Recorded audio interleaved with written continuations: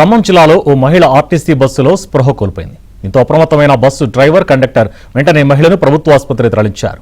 దీంతో ప్రాణాపాయం తప్పింది.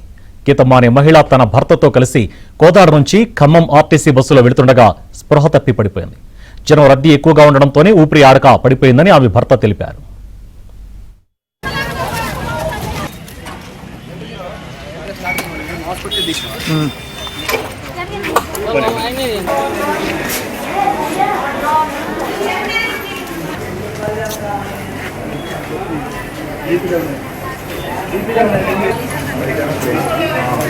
చెల్లి కాడ పోయి ఇంటికి పోతున్నావు ఇప్పుడు మంచిగా అనిపిస్తుంది. మీరంతా కూర్చోవాలండి.